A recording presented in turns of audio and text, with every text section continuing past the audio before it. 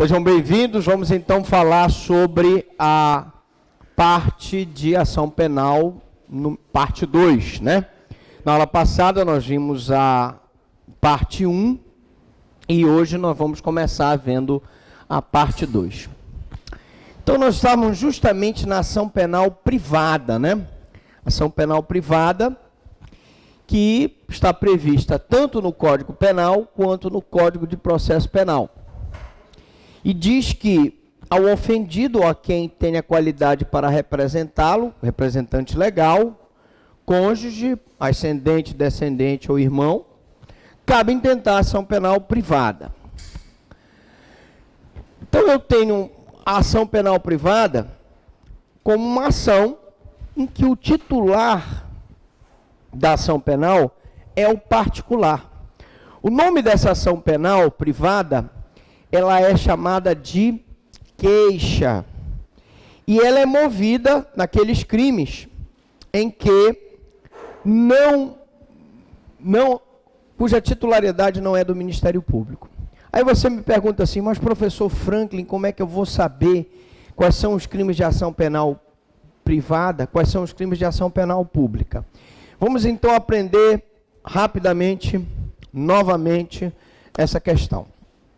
Primeiro, a ação penal ela vai ser pública incondicionada no Código Penal quando ela não fizer menção de absolutamente nada. Então, se ela não fizer menção de nada, ela é ação penal pública incondicionada. Se a ação penal fizer menção, ação penal pública, né? Aí tem lá, somente se procede mediante representação do ofendido, significa que aquela ação penal é pública, condicionada à representação do ofendido. Se ela vier, somente se procede mediante requisição do ministro da Justiça, é porque ela é pública, condicionada à requisição do ministro da Justiça. E se ela vier com a expressão somente se procede mediante queixa, ela vai ser ação penal privada. São representantes do ofendido os pais, né? Tutores, curadores, ascendentes, descendentes, irmão, segundo dispõe a lei civil. Mas a lei previu também a nomeação especial de curador para mover a ação penal privada, naqueles casos em que a pessoa, por incapacidade, doença mental, desenvolvimento mental incompleto ou retardado, ela é incapaz de mover a ação penal, então eu vou ter um curador especial para a propositura da ação penal. Gente, essa ação penal privada, ela se subdivide em privada exclusiva e privada subsidiária. Privada exclusiva e privada subsidiária. Então, eu tenho aqui a ação penal privada, que se divide em, está aqui, né, ação penal. E eu tenho a privada exclusiva, que vem com a expressão somente se procede mediante queixa. E tenho a privada subsidiária. A privada subsidiária, na verdade, é uma ação penal pública. E como o Ministério Público não intentou a ação no prazo legal, nós vamos já ver, o particular, então, assume subsidiariamente a titularidade dessa ação penal. Então, essa ação somente pode ser proposta pelo ofendido ou por seu representante legal. Na ação penal privada, o Ministério Público não tem titularidade para propor ação penal. Significa que essa ação penal é o ofendido aquele que teve o seu direito violado pela conduta do sujeito ativo, ou seu representante legal, ou curador especial que vai mover a ação penal. Portanto, é uma excepcionalidade. Essa excepcionalidade ocorre, por exemplo, nos crimes contra a honra. Os crimes de calúnia, injúria e difamação são crimes de ação penal privada, que a legitimidade para propor ação é do ofendido. Nos delitos contra a propriedade intelectual,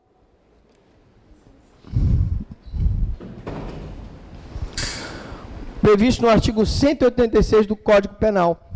Delitos contra a propriedade intelectual é aquele cidadão que falsifica um livro, é aquele cidadão que falsifica um DVD. E a partir desse momento, a parte que tem o direito autoral sobre aquele livro pode processar o cidadão por crime contra a propriedade intelectual. Os crimes contra a propriedade intelectual são de ação penal privada, porque se inicia o processo com a queixa. Então, eu tenho também uma ação penal chamada personalíssima. Perigo. Personalíssima. Professor, o que é ação penal privada personalíssima? Ação penal privada se chama personalíssima porque justamente só aquela pessoa especificamente pode mover a ação penal privada. Significa dizer que se ela morrer, ela não pode ser substituída por seus representantes legais. É uma exceção da exceção. Normalmente, uma ação penal privada, que é movida pelo particular, se ele vem a falecer, o particular normalmente é substituído pelo cônjuge, ascendente ou descendente, né? Mas nessa ação penal privada personalíssima, eu não posso ter a substituição do querelante. E quando é que isso ocorre, professor Franklin? No induzimento a erro essencial e ocultação de impedimento. Professor, o que é crime de induzimento a erro essencial? Imaginemos que o cidadão, ele tem um problema de ereção. O pênis dele não levanta. Então, se ele não tem um problema no pênis dele, evidentemente, ele não vai poder consumar o casamento, né? Então, mesmo assim, ele namora, fica só nas preliminares, e a noiva dele, mas como é, meu filho, você não vai me levar para um lugar mais, para a gente possa ficar de forma mais íntima? Ele diz, não, vamos aguardar o casamento e tal. E no dia da lua de mel, ela descobre que ele tem esse problema congênito, esse problema que ele ocultou. Isso aí é um crime. Ele está ocultando o erro essencial. E o que seria ocultação de impedimento? Suponhamos que o cidadão saiba que é irmão biológico daquela pessoa. Sendo irmão biológico daquela pessoa, evidentemente, ele está impedido legalmente de se casar com ela. Logo, se ele está impedido de se casar com aquela pessoa, ele deve declarar o impedimento dele. Se ele ocultar esse impedimento, ele está praticando ocultação de impedimento. O crime é o mesmo, gente. Ele tem duas condutas no mesmo tipo, que é o induzimento a erro essencial, induziu aquela pessoa a um erro essencial. Suponhamos, eu falei num problema de ereção do cidadão, mas eu poderia falar, por exemplo, de um cidadão que tem uma moça que tem uma deformidade. Por exemplo, ela tem uma deformidade na vagina, não pode, por conta da deformidade dela, não pode, não existe a possibilidade de penetração. E ela oculta isso do homem, também poderia ser um crime de ocultação de erro essencial. Nesses crimes, repito, se procede mediante ação penal privada e se a parte interessada vier a falecer, como é uma ação penal privada personalíssima, não haverá substituição. Tá? Muito bem. Cujo exercício compete única e exclusivamente ao ofendido, que não há sucessão por morte ou ausência. Se ele morrer, ou se ele se tornar ausente, porque foi para um local incerto e não sabido, e não foi descoberto o paradeiro dele, a única coisa que nós podemos fazer, como é uma ação penal privada personalíssima, é pedir a extinção do processo, porque por ser personalíssima, ela não pode passar para outra pessoa, e aí o processo ficará sem objeto. Ação penal privada exclusiva. Na ação penal privada exclusiva, a morte do titular, no caso de morte dele, a ação penal já instaurada, podem prosseguir os sucessores. Na ação penal privada personalíssima, não pode. Na ação penal privada exclusiva, pode. Né? Ocorrendo uma espécie de perempção, né? Não. No caso de morte do titular da ação penal privada personalíssima, já instaurada, não podem prosseguir os sucessores. Se for ação penal privada exclusiva, normal, sem ser personalíssima, a ação penal privada, que é normal, que não é personalíssima, os sucessores podem prosseguir. Aqui é porque é ação penal privada personalíssima. No caso de ação penal privada personalíssima já instaurada, não podem prosseguir os sucessores, ocorrendo uma espécie de perempção, ou seja, a extinção do processo por perempção. Então, na ação penal privada exclusiva, normal, se vier a falecer o querelante, há substituição pelos sucessores. Na ação penal privada personalíssima, se vier a falecer os querelantes, não pode ser substituída. Tá? Ação penal privada subsidiária da ação penal pública. Tá? Vamos lá. Então, recapitulando, nós temos a ação penal privada exclusiva, que você detecta no Código Penal quando ela está escrito somente se procede mediante queixa. E aí eu dei o exemplo da calúnia, da injúria, da difamação, dos crimes contra a propriedade intelectual. Depois falamos da ação penal privada personalíssima, que é o crime de ocultação de impedimento, né, ou ocultação de erro essencial. Nessas duas modalidades, a pessoa, se vier a falecer, não pode haver sucessão. E agora nós vamos falar da ação penal privada subsidiária. A ação penal privada subsidiária, na verdade, é uma ação penal pública.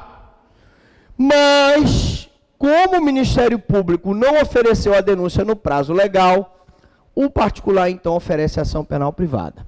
Então, a ação penal privada subsidiária da pública, a ação é de iniciativa privada e pode intentar-se nos crimes de ação penal pública se o MP não oferece a denúncia no prazo legal. Qual é o prazo? Ação penal privada subsidiária ou supletiva, pode vir com esse nome também, só tem lugar no caso de inércia do órgão do Ministério Público. Ou seja, quando ele, no prazo de 5 dias, se o agente estiver preso, então vamos colocar aqui, qual é o prazo para que o Ministério Público ingresse com a ação penal? O MP, ele tem 5 dias se o réu estiver preso. E o MP tem 15 dias se o réu estiver solto. Alguém falou 10 dias aí? Então, 5 dias se estiver preso, 15 dias se estiver solto. Para oferecer o quê? A denúncia. Denúncia. Ah, professor, mas o órgão do Ministério Público, o promotor, não ofereceu a denúncia no prazo legal. A partir do momento que ele, no prazo de 5 dias, se o agente estiver preso, e no prazo de 15 dias, se estiver solto, não oferecer a denúncia, não requerer diligência e nem pedir o arquivamento, começa a correr o prazo para o oferecimento da ação penal privada subsidiária. Porque, veja, como eu disse, o MP ele tem 3 opções. Número 1, oferecer a denúncia. Número 2, pedir diligências. E número 3, pedir o arquivamento. Se ele, nesse prazo, não oferecer a denúncia, não oferecer, pedir diligências, e não oferecer o arquivamento,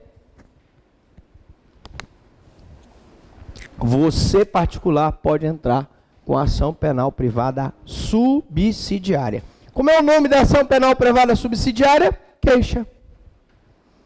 Queixa. Se é pública, denúncia. Se é privada, queixa. Beleza pura?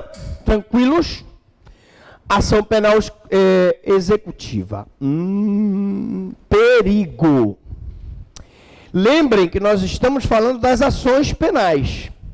E eu disse que a ação penal, ela se divide, os processos se dividem em ações de conhecimento, ações executivas e as ações cautelares. As de conhecimento se dividem em declaratórias, constitutivas e sancionatórias. Então, nós vimos aqui, nessa primeira parte da nossa aula, as ações de conhecimento, né? E agora nós vamos ver a ação executiva e mais tarde, daqui a pouquinho, depois dos comerciais, vamos ver a ação cautelar. Então, a ação executiva é aquela em que se dá a atuação à sanção penal. Cita-se o acusado para execução da pena de multa disciplinada nos artigos 164 e 170 da LEP. A ação penal executiva, ele é citado, né? Ele é citado para pagar a pena de multa, né? Agora, tem uma peculiaridade que eu queria explicar. Posso apagar isso aqui, gente? Não? Não? Mas a personalíssima não? Vamos lá. Foi tudo. Bom, meus amigos, vamos lá. Olha só. Então, execução, vou colocar bem aqui, bem nesse cantinho, para ter espaço para a gente poder debater.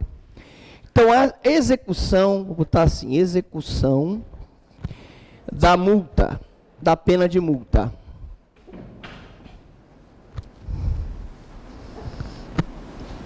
Olha, vamos explicar para... Eu vou colocar aqui antes e depois.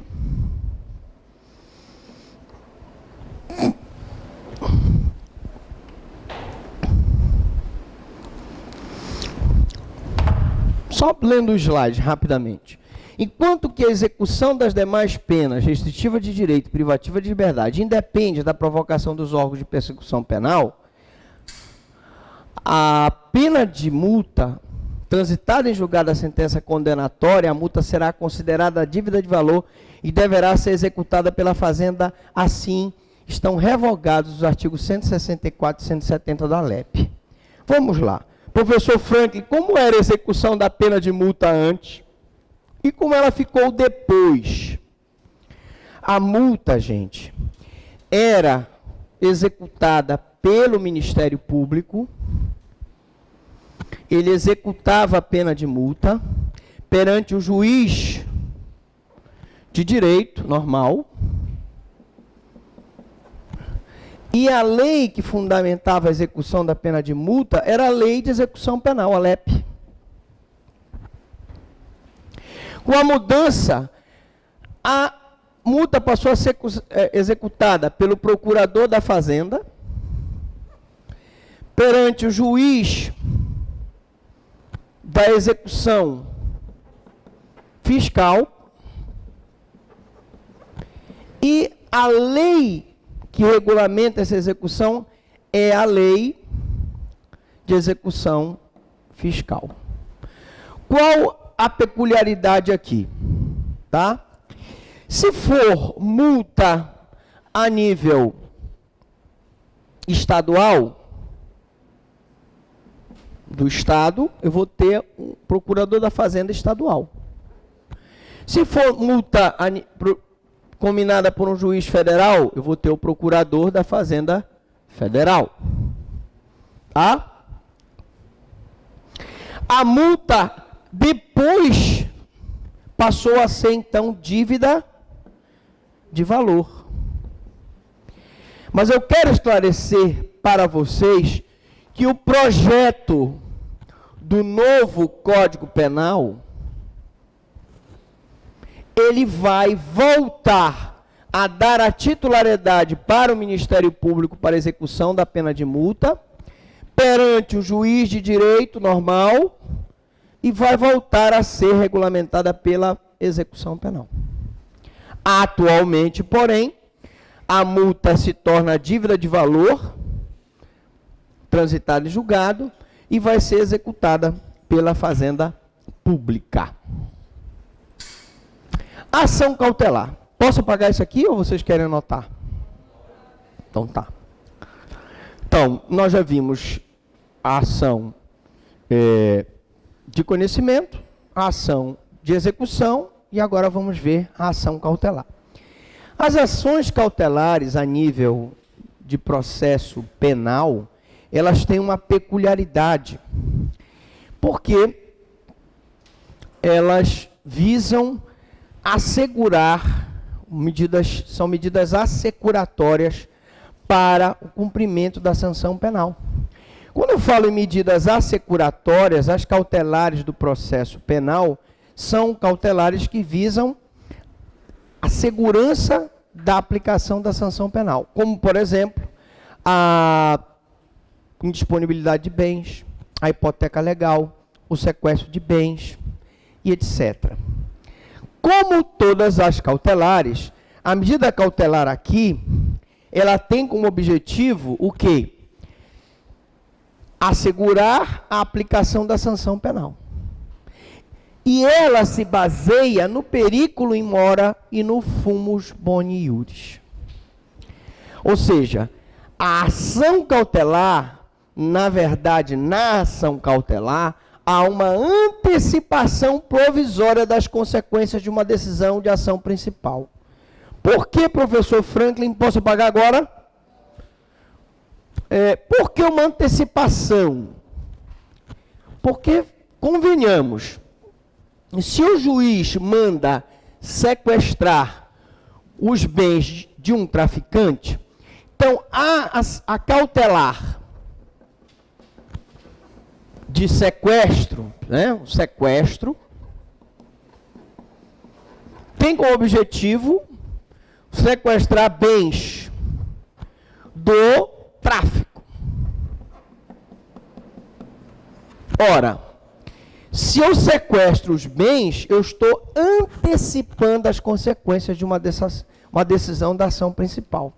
Vocês devem ter visto, que foi divulgado agora recentemente, os bens que foram apreendidos, vários bens que foram apreendidos pelo tráfico, eles já estavam sequestrados, eles foram leiloados, e o dinheiro arrecadado vai ser enviado para o FUNPEN, que é o Fundo Penitenciário, para a construção de novas penitenciárias federais.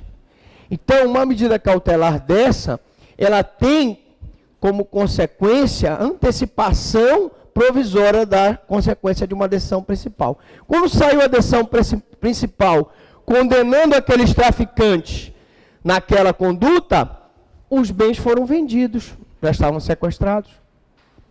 Em que se procura afastar o periculo